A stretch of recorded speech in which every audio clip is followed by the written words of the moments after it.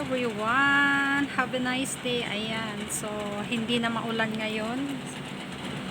At sobra naman ang init ngayon. Oh, ayan oh. Ayan.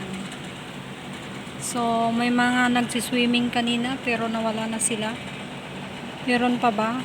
Meron pang isa doon na nagsiswim. Ayan. So, wala na yung malakas na ulan. Kahapon ang lakas ng ulan kasi. Pero ngayon hindi na. Charara!